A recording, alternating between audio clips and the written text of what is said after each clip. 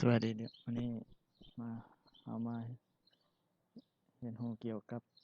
การตกแต่งเอกสารใน Microsoft Word เนาะอ่าการตกแต่งเอกสารให้สวยงามก็มีขั้นตอนคือตัวนี้เนาะคือตัวอย่างว่าเราอยากให้ชีวประวัติย่อนี้ตัวหนังสือชีวประวัติย่อนี้มาให้อยู่ตรงกลางโอเคคุมเข้มทาสีเอาตัวนี้แล้วก็มาคลิกใส่ Center หรือว่า Control E เนาะเราอยากให้มันโตใหญ่หรือว่าเปลี่ยนฟอนต์เนาะเปลี่ยนฟอนต์เป็นเพชรลาดโอทีให้ตัวหนังสือเป็นตัวใหญ่ขึ้นแน่เนาะ14ให้เป็นตัวหนาเพิ่มอีกตัวนี้เนาะแล้วก็นี้ชื่อได้ชื่อเราจะได้ช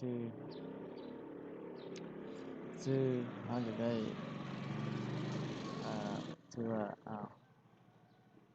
สอนคอมพิวเตอร์เนาะสอนคอมพิวเตอร์เนี่ยเราจะได้เป็นสีเราอยากได้เป็นสีดำโอเคตัวนี้เนาะฟอนต์เนี่ยเลือก color ปึ๊บเราจะให้มันขีดกล้องมีขีดเส้นใต้เนาะตัวนี้เราสามารถเลือกได้หลายรูปแบบเนาะคลิกเช่นตัวนี้อยากได้แบบใดอยากได้แบบนี้บ่หรือว่าอยากได้แบบ dash ไปเช่นตัวนี้เนาะนี่กันคือน้อยสอนอาจจะได้เป็นสีอะไรสีจางๆบ่สีก็แล้วแต่เนาะ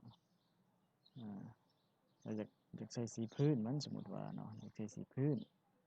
ก็แม่นตัวนี้เนาะ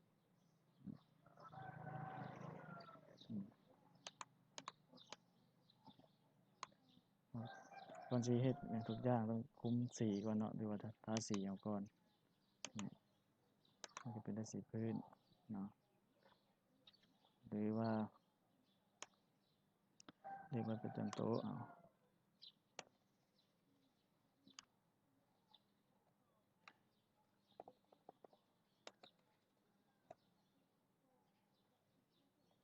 ว่าเนาะ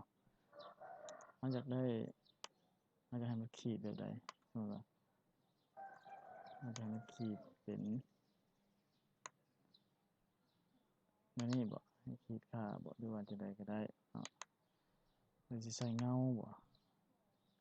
ก็ได้คือกันเนาะตกแต่งเป็นเงาเอกสารเป็นเงา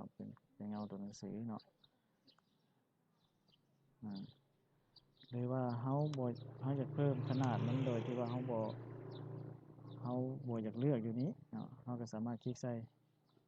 ตัว A เนี่ยตัว A นี่เนาะลูกศรชี้ขึ้นนี่ปึ๊บมันก็ง่ายเนาะ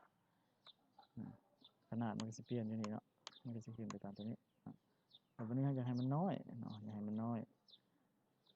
คลิกใช้ตัว A ลูกศรปิ้นลงปั๊บเนาะได้ในแท็บของโฮมนี้เนาะการตกแต่งสีสันเอกสารต่างๆให้มันสวยงามในในแท็บของโฮมในชุดคำสั่งของฟอนต์นี้เนาะ